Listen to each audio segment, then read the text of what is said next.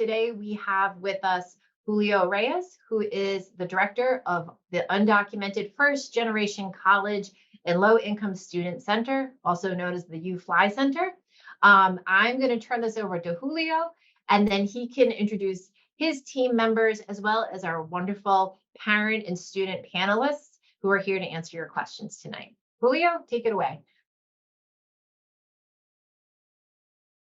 Hi, everyone. Hope you're doing well. My name is Julio. I am the director of our U-Fly Center at Brown, or our center that supports undocumented first-generation college and low-income students. No, not everyone, not student does not need to identify as all three in order to receive support from our office, but just fall under one of the three categories. I believe we have a slideshow that we wanted to show very briefly.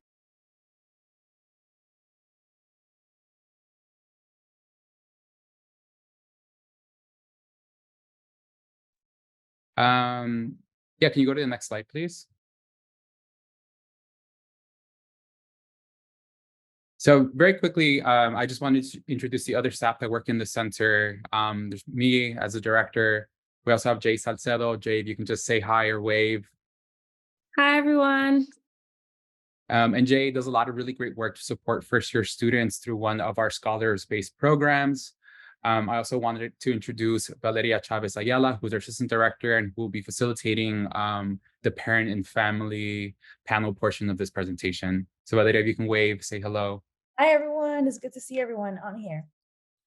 So very quickly, I just want to explain a little bit about what the U-Fly Center is at Brown. Can you go to the next slide, please?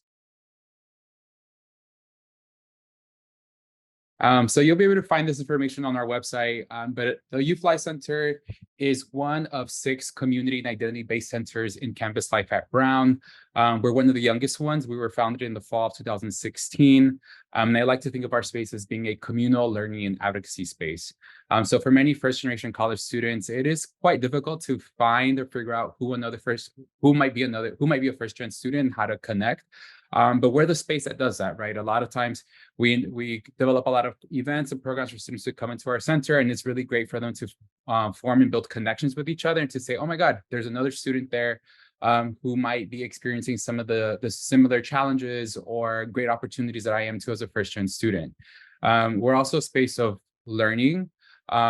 We provide students a lot of opportunities to really learn about their own experiences and identities, but to also be connected to a lot of really great resources on campus.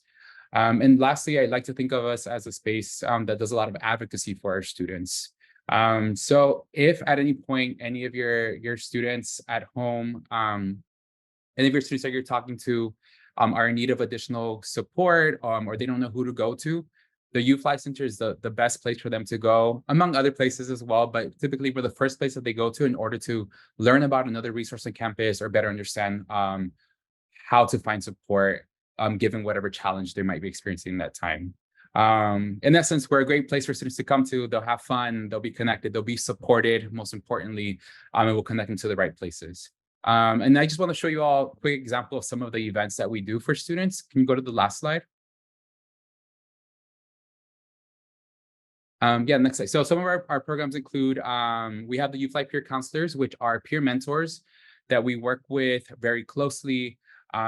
Students do not necessarily get assigned to a peer mentor, but any undergraduate student who is a U-Fly student who is in need of support or just wants an upperclassman to build a relationship with and be connected to can come into the center, set up an appointment with the U-Fly peer counselor, and start that mentorship relationship. The U-Fly peer counselors also develop a lot of really great programs and events. You see some of them on the screen right now, from learning how to navigate imposter syndrome to being connected to the study abroad office. They do this really great show that's now an annual tradition called the U-Fly Tiny Desk Talent Show. So it's just an opportunity for students to really, again, demonstrate their talents, their strengths, be in community with each other, and have fun. So right now, I do want to pass it over to Valeria, who will continue with the panel portion of this presentation. Awesome. Thank you, Julio, for doing the introduction. So now I'm going to have all the panelists introduce themselves. And for the students, if you can say your concentration, that would be very helpful.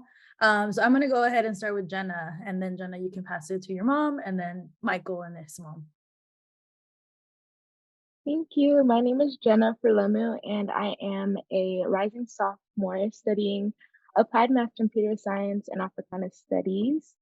I'm from Lincoln, Nebraska, and I'll pass it over to my mom. Hi, my name is Karin Fegeng. I live in Lincoln, Nebraska. I'm Jenna's mom. Hi, everyone. My name is Michael Ochoa.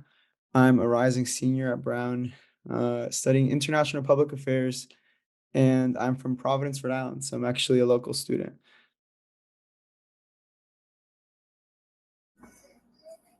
Hola, mucho gusto. Mi nombre es Marta Ochoa. Soy la mamá de Michael. Vivo en Rhode Island. Thank you Gracias. for answering for answering the first portion of the panel. And it seems like a little bit crazy that Michael's gonna like be graduating soon. So I'll go ahead and start with our first question. And then Jenna, if you can start and then pass it to your mom and we'll go from there. How was the transition to Brown, and what was the most challenging aspect of the transition? My transition to Brown was definitely harder than I expected. I went to college thinking I had it all in the bag, but quickly I just got really homesick. That was my main challenge, just not seeing family as much, not being able to like talk to my mom or talk to my sisters. I'd have to call them and like miss calls. It was just a lot, but definitely being homesick, that was the biggest challenge. Yeah, it was a little bit challenge for me to see Jenna, live in the state and be away from the whole family. But it was for a good reason, and we kind of found a way to stay in touch. Yeah. Yeah, before we go on to Michael and Marta, what were like, I hear you, Jenna, say like I was homesick, and Karina, I also hear you say like it was also challenging for me. How did you both like meet halfway to stay connected? Because Nebraska is very far away. I drove across the country and it is very far away. So what were some things you all did? Something that we, having we communicate via phone most of the time.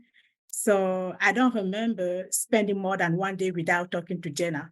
In the morning, I would send her a text message, "How, Jenna, how are you doing?" At least I have an idea about her day, what she's going to do, and she have an idea about my day. So we stay connected in that way. Then at the end of the day, we did not feel like it was a big gap between us. So that's our way of communication and stay in touch with the whole family. Thank you. You're Jenna, welcome. Mad? Yeah, I was definitely FaceTime. I feel like calling is one thing, but it was definitely nice to like FaceTime my mom. And if I ordered like some African food, I'd FaceTime her so she could see like, oh, this is kind of like what you make at home. So yeah. Yeah, and I love to hear that like you were including your mom in the experience of transitioning to college and like just sharing a little bit of parts. Okay, Michael, I will take it over to you and then your mom. So for me, the most difficult part of the transition was probably socially. Nowadays, I feel like I like talking to everybody, and I love Brown. I love the community I've built. But coming from an all boys school, it was conservative, where people weren't really super friendly to people who looked like me or were low income like me or had an undocumented mother like me. Uh, I I was already a bit nervous moving on to a different world like Brown. And again, I do love my university, but just bumping into people with so much wealth, and for the first time, people who were also Latino or Black or people of color, but grew up with money, was just really hard for me to relate because I thought that it would be easy to connect to them, but they grew up differently. And that's not bad. I've learned that it's not bad, and it's good to be exposed to different people. But it just made it so much harder because the stuff that I really relate to, like my experience growing up low income or as an immigrant child, uh, are things that you can't really see immediately. And that's why the UFly Center, which I only really started interacting. Well, I would go like once every other week, but I really started interacting with it like my second semester freshman year, and that's where I finally could be in a space where I knew the person sitting next to me was someone that would show me the love that I felt like I was missing, that I missed from my neighborhood, even though I was only 15 minutes away. It was just a really different world. But I feel like that was the biggest challenge. But once I put myself in spaces like the UFly Center, that helped me get the confidence that I needed to then also feel comfortable in the spaces where perhaps I wouldn't be encountering people like me, but I would be encountering people that could help me grow.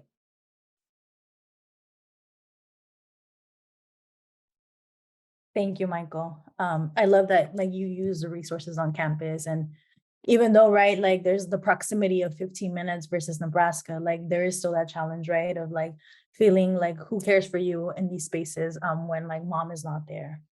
So I'll have your mom answer the question next.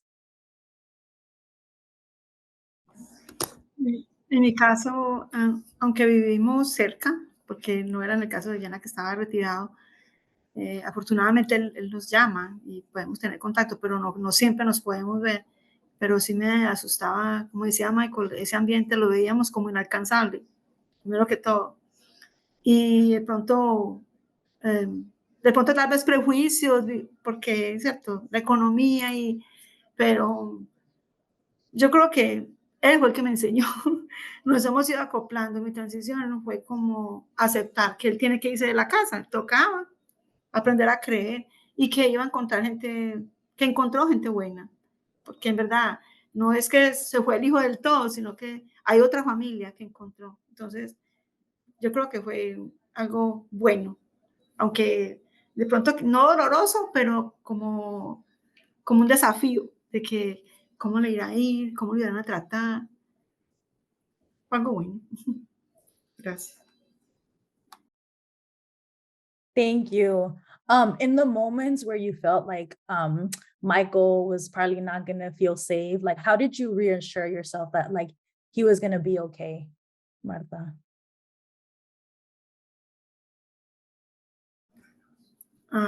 Hablando mucho con él, preguntándole mucho y diciéndole, tal vez suena arrogante, pero todavía le digo, hijo, mientras que muchos niños pagan por estar allá, a usted le pagan por estar ahí y apropiese que si usted llegó a ese lugar fue por algo. Y siempre tratando como de arrebatar el lugar, de posicionar el lugar, siempre con susto, sí, pero mostrando la cara de fuerte.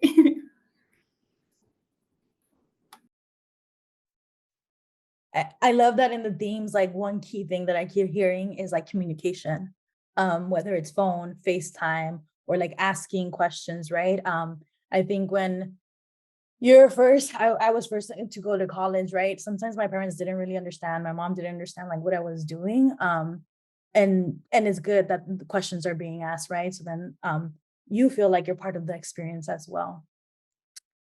Awesome, thank you. So the next question that I have is, and Jenna, we can start off with you. What were some of the lessons you learned from this experience, like the transition? That you talked about being homesick, but what was like one lesson that you learned that resonates with you, and you just finished your first year? And so we'll start there. A lesson I learned is that like don't be afraid to reach out and find family. Yes, I was far away from my own family, but I feel like I have a family at Brown, like with my friends and with the UFly Center. So I feel like, yes, I go to Brown, so like I knew I was leaving my family, but that doesn't mean I don't have family at all.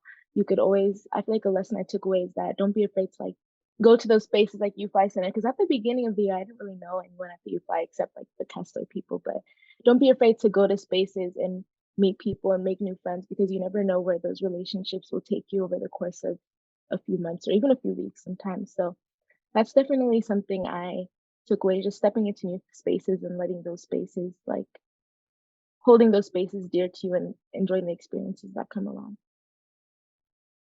I love that. Yes, like finding community, like that you can find somewhere that like you're cared for and taken care of. Karine, what about for you? What was the lesson in the transition that like you resonate most? The transition for me, when Jenna started, I posted her, that was one of the things. And as when Jenna started making friends, she introduced me to her friend. And I was very happy because she found some people, because I'm originally from Cameroon in Africa. So when she started having friends, like, people from the same country, and, she introduced me to most of her friends. For me, it was like, okay, at least she has people that she can talk to and stuff like that. So it made me more confident. So she wasn't alone. Yeah, she wasn't alone. Yeah, that gave you a reassurance, right? That like she was Mhm. in this transition alone, far away from. Yes. I love that. So I'll transition to Michael. Michael, I know it's been like 3 years, right? Like from your transition to Brown, but like as you reflect on your past, right, 3 years, what were some of those lessons that you learned from the experience? One of the biggest ones for the transition was how important it is to have a community, like friends, like Jenna said, but also people to look up to. And I mean, literally people who are older than you. Um, Julio, I compliment him all the time because I've known him since I got to campus.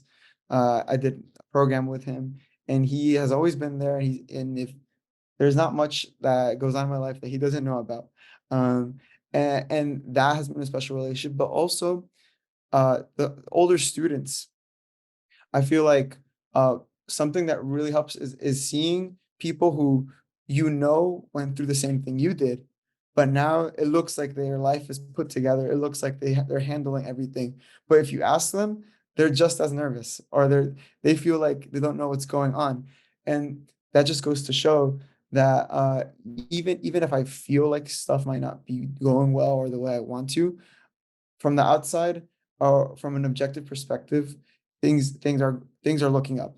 And if I, even though in this moment I feel uncomfortable, next year I'll be the person that someone is looking up to. And for me, that's been the biggest lesson, and one of the reasons why I love working for the UFly Center, because I know how important it was to have an older or an older figure, uh, that as a living example of what I could be. And then I try to be that for others.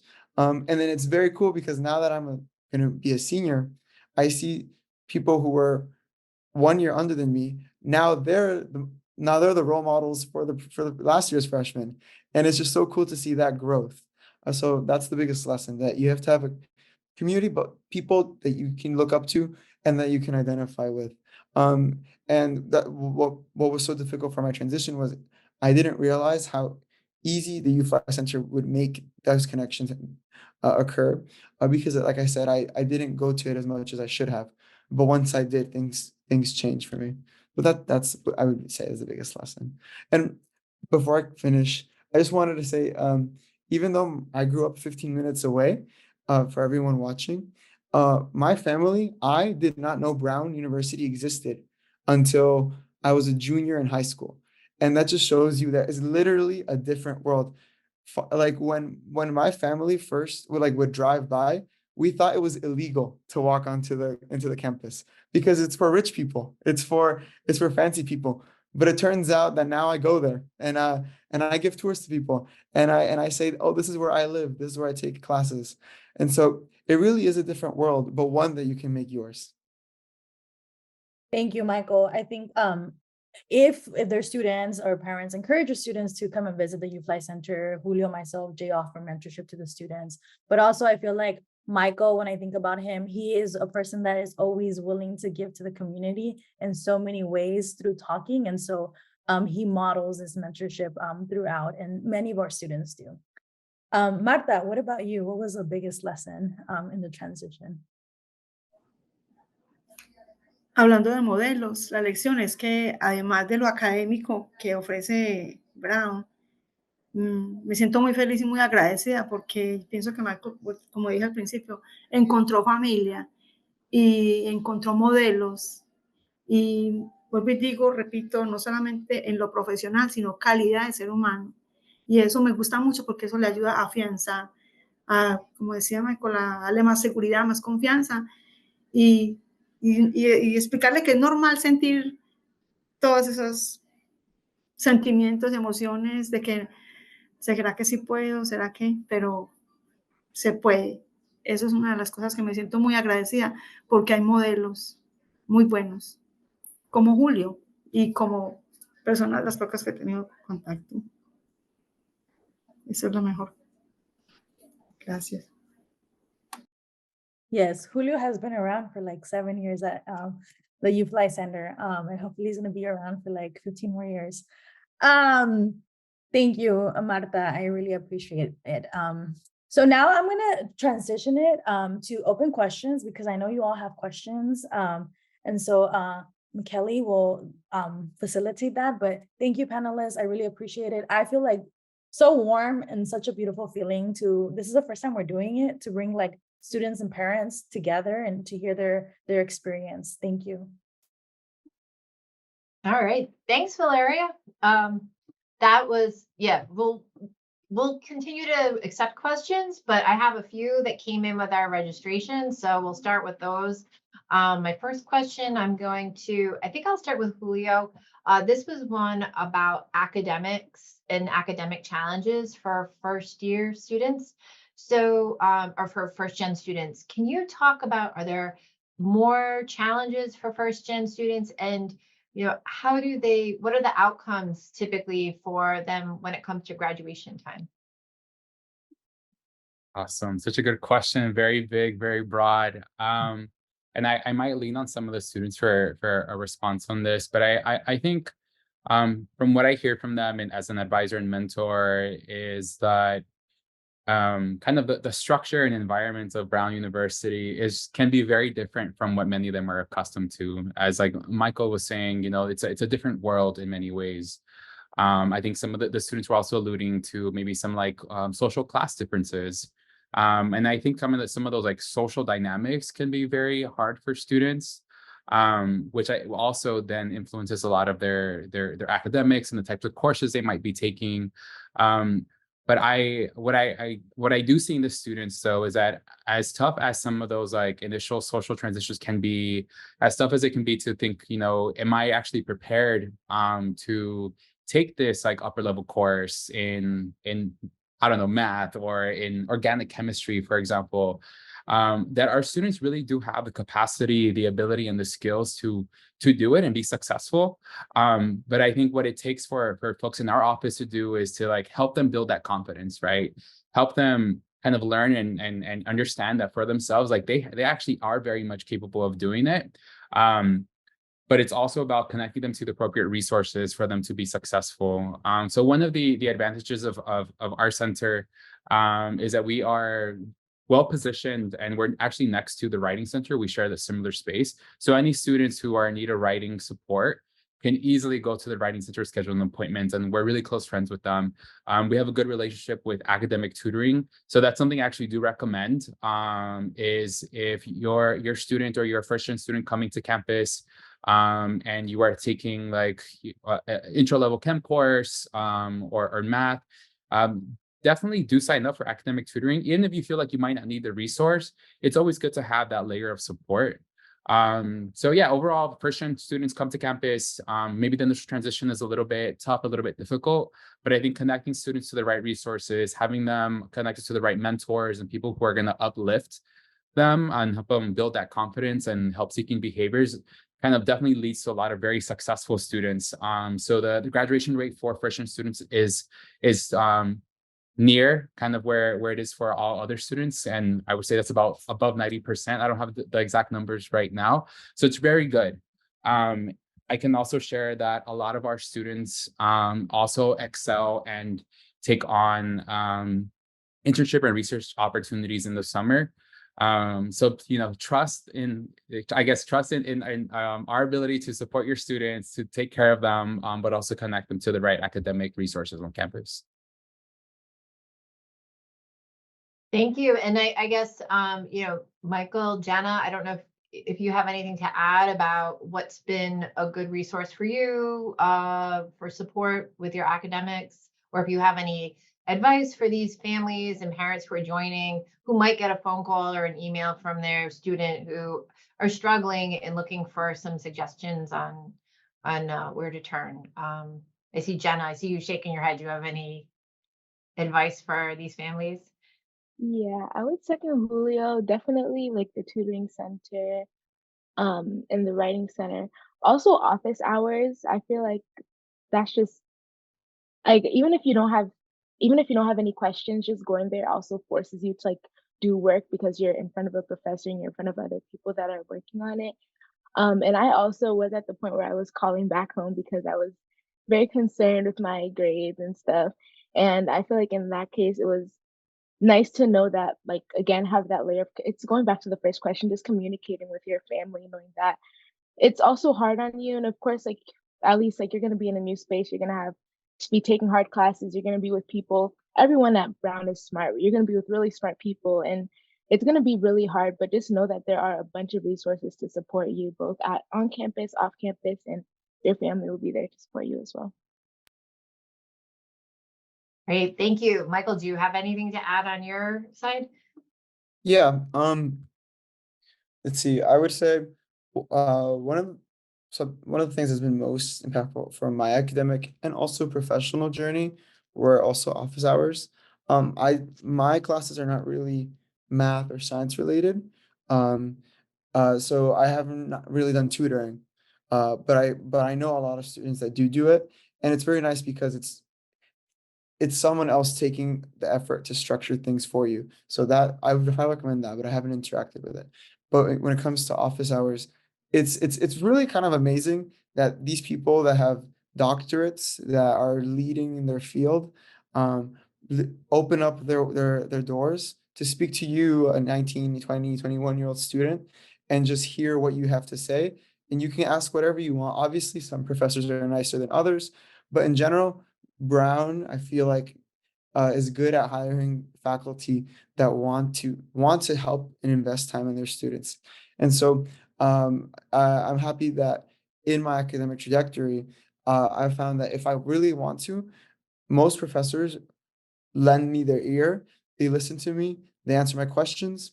And if you're ever struggling, if you have a relationship like that with a professor, it turns out that because they like you, they'll help you out many times. I'll give an example. This happened in the spring. I in general, I feel like I hand in every single essay late, like an hour late usually. I've gotten A's on every single essay. But this past semester, I handed in an essay 1 month late. Stuff happened. But what it turns out that I communicated with the professor. I would speak up in class. I would do my work, and I would actually take the time to get to know her. And she was kind and forgiving. And I'm not telling you to hand in your essays late, but I am telling you to connect with your professors because a lot of them do really care. And I ended up getting an A in the class.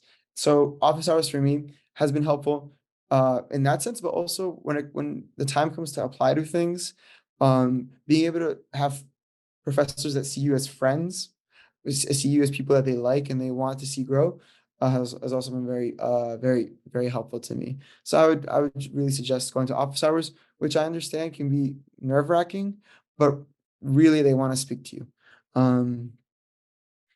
It's been really impactful.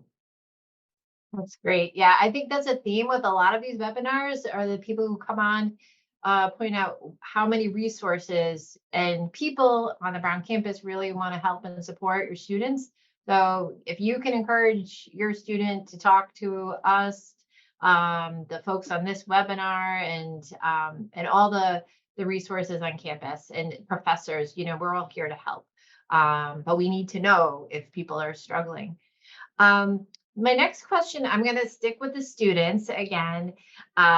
We had some questions about dining services and meal plans. And for students coming in, meal plans can be really confusing, especially there's 2 options, there's points, there's different dining halls. I think, let me start with Jenna again. Jenna, can you talk about, your experience with the meal plans and how you like to use your plan and what your favorite dining halls are and just give people some reassurances about how to eat on campus. Yeah, so I know as first years, there's only two to pick from. You have the 20 weekly, and you have, I think it's like Flex 460. So 20 weekly, it's like you get 20 meal swipes. So you get 20, you can basically use your card to swipe 20 times in a week.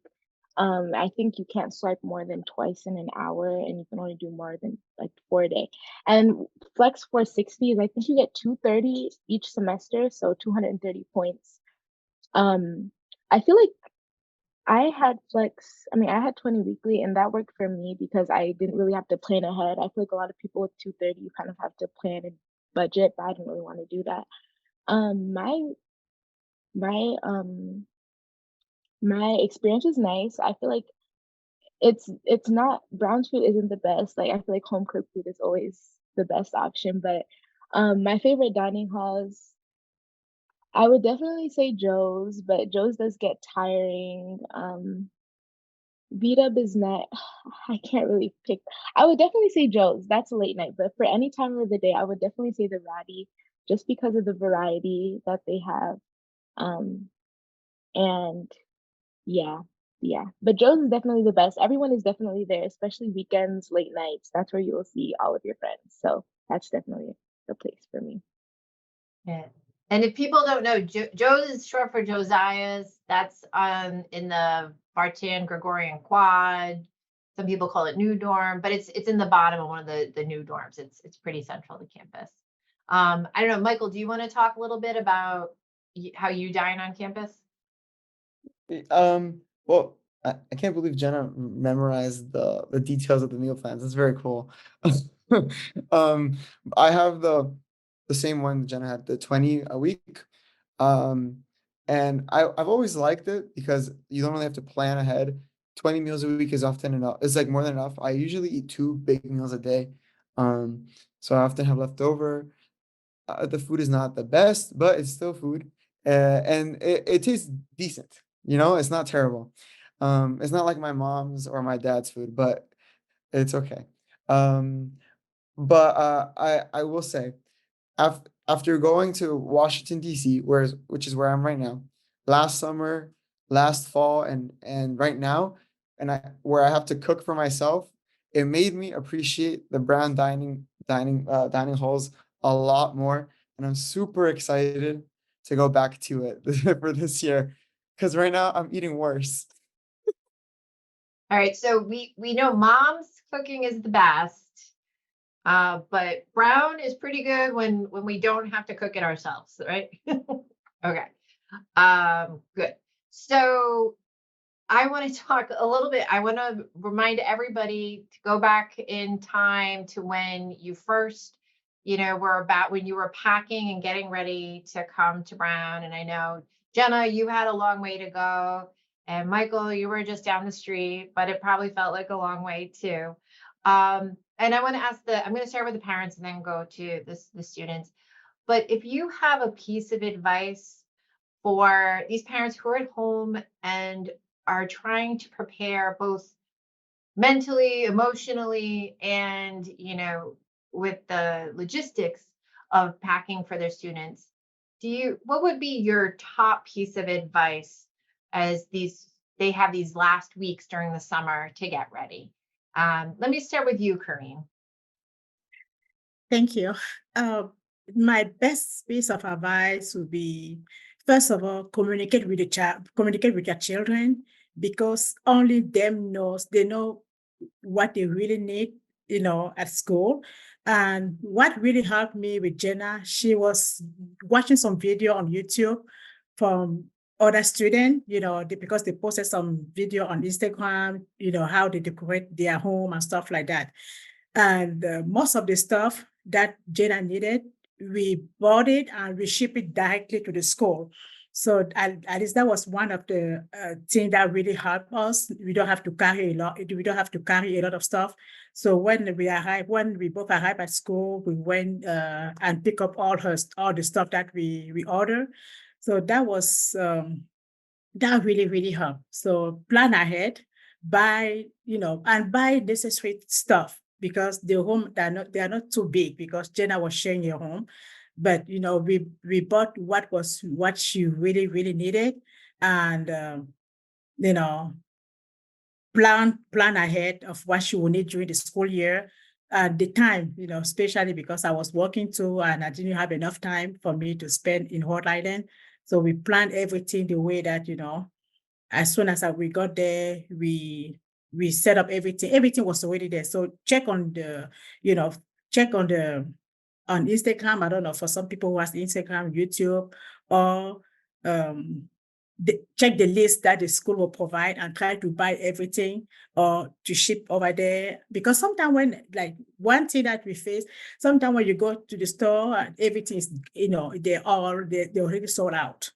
So that was one of the things. They already sold out most of the stuff that we needed. So my best piece of advice, try to buy some of those stuff and ship it to the school, and it'll be easy for you to go there and just carry everything and help her move in. Great, thank you. And I just put in the chat a link that went out today to students about arriving on campus. That's from Res Life, so people can look at that.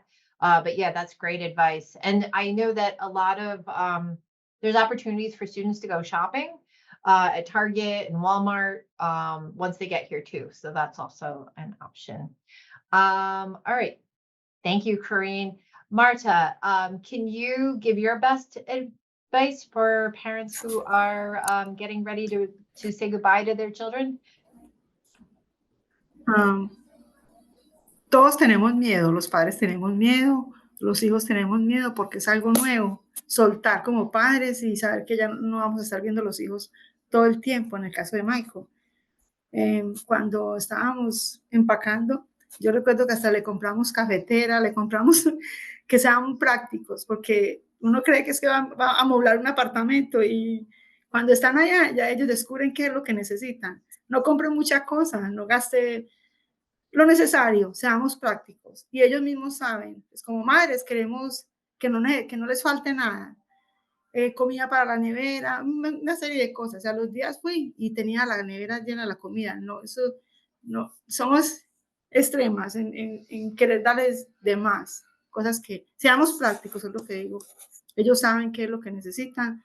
Y sí, como Michael también estuvo mirando muchos videos, la medida de la cama, son muchas cosas, porque ellos también averiguar con tiempo, con quién le va a tocar, conocer su roommate.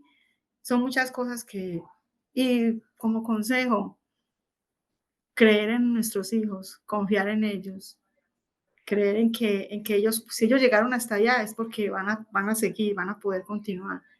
No dudar de que si Dios los puso ahí es porque ellos pueden lograrlo, llegar lejos.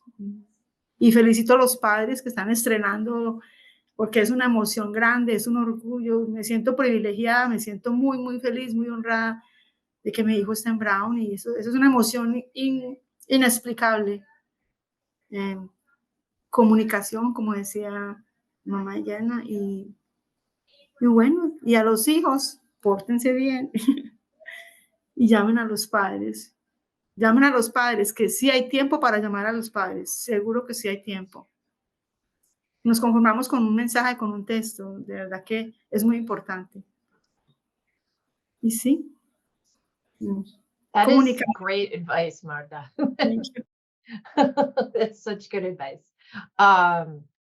So now let's hear from the students. Michael, your top tips for these parents getting ready to bring their students here. Okay, top tip for a parent. I think one, and it's kind of unfair for me to say this because my mom was so close, but I think we both, the parent and the child, have to learn how to let go, not forget about your parents, not forget about the love that they give you, but learn that you are now in a new place. And I'm having a hard time accepting this, but I guess I'm an adult now.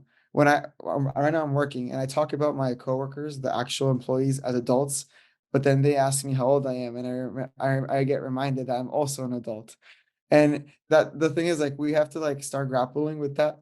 And part of that letting go. And even though my mom was so close, actually, like, that's why it was all the more important for me, because my freshman year, I would go every week, every other week. And I love that they're nearby, but I think I was trying to hold on to being a child, and not accepting that I was now in college. And I think it has done me wonders to learn how to live apart from them, yet still learn how to love them. And now that I'm away, like I've spent, like I said, time away in a different city for many months. It's just it's good to learn how to grow out of who you were before and start accepting with uncomfortable but very rewarding experience that is going to Brown University, going to a different college. So you have to learn how to let go. Parents, your kids are now going to be independent. You can't tell them what to do all the time. Please don't try to do that. Obviously, it's good to keep their best wishes in mind. My mom still bothers me. She tells me to keep brushing my teeth, to eat twice a day. I love that. But you gotta accept also that, like my mom said, if they got there, it's because they know what they're doing, or they're going down the right path. And if they want to pursue something that they really makes them happy, you got to support them in that. And finally, it might be easy to think that because your child got into Brown, that they should be getting A's, that everything should be perfect because your children are the best of the best. But in reality, it's a very difficult place to be. As Jenna and I mentioned, it's like a new world, sometimes a hostile world, that takes time getting used to. And it's okay if your child says that they did not get an A. It's okay if they're struggling, because the last thing we want to hear is that you guys are disappointed.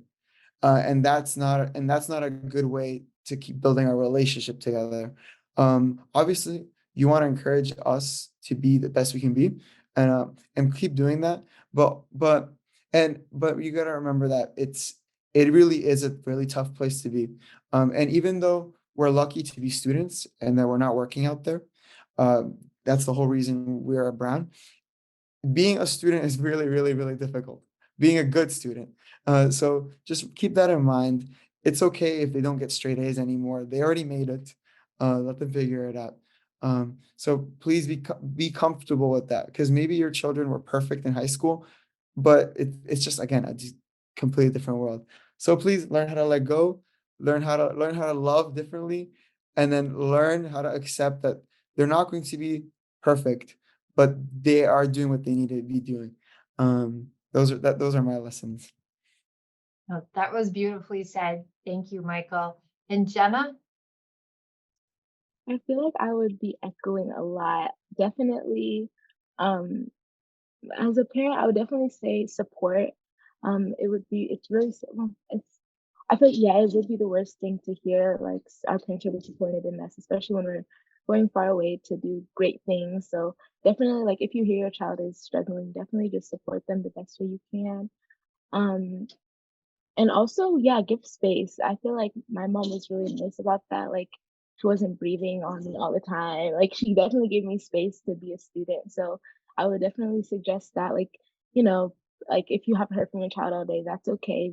They haven't forgot about you. And I know sometimes the day would go by and I would forget to text my mom, and I would definitely get a text from my mom and I'd be like, oh, at least she's thinking about me. So just showing that you're always there for them at every step of the way, and supporting them the best way you can. Like, it's tough, especially being a first year, being far, being with not like having to make friends, having to like find classes.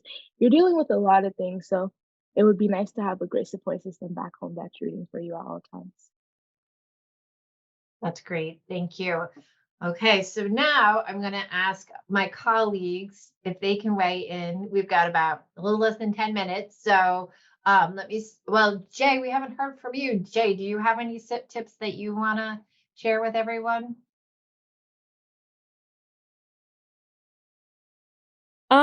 I think everyone did an amazing job at summarizing, I guess, those like gems that you should have before this huge transition. trusting each other and staying connected, but also like giving each other the space that's needed for this process.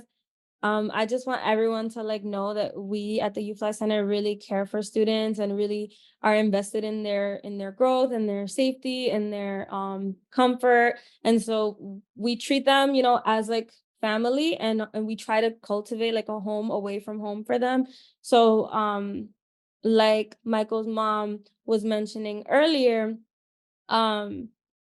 there are staff and people on campus that will look after your children, and like make sure that they're good and that they're supported and taken care of away from home as well. So I'm really excited to be one of those people, and to have worked closely with Michael and Jenna.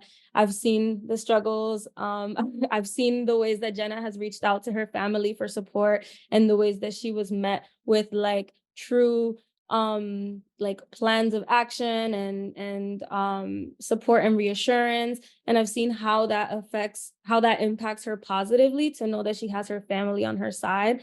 So all of that is really important to keep in mind. So I'm just really grateful for this, for everything that everyone has said, and this opportunity for parents to hear this directly from students and parents who have experienced it. Absolutely. And how about you, Valeria?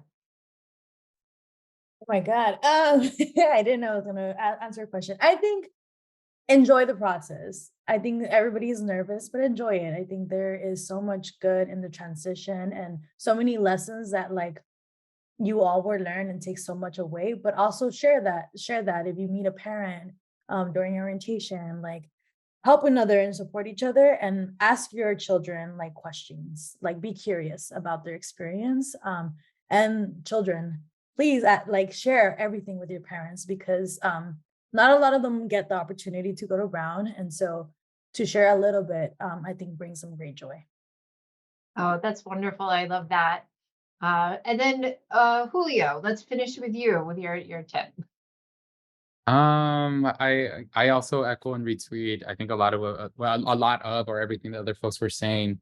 But I think it brings me back to kind of the idea of college being this like really important moment of development and growth. And I think, you know, our students and the students coming in will develop and grow and become adults. I think that also means that, you know, your relationship with your parents might shift and change, but I think there's a lot of beauty in that growth, right? And in that process. So as Valeria was saying, kind of enjoy what that is, what that looks like, for parents to, you know, to finally see your children maybe as adults, or someone that you can kind of have a different type of conversation with, and someone who's going to change. And I think allow that change to happen, and I think it's just really beautiful for that to happen. And I even think of like, you know, what it means for our students to come in, and as Michael was saying, like it's hard to be at Brown. But how do we start to remove or peel off some of those like really hard expectations of who they're supposed to be and the things that they might need to do or supposed to do for their communities and their families, but to really allow them to be humans and to rest and to take it slow, take a break, and for the parents to really be encouraging that, I think is necessary for that growth and that development to truly happen. So those are just some of my thoughts that I was thinking about as everyone was speaking.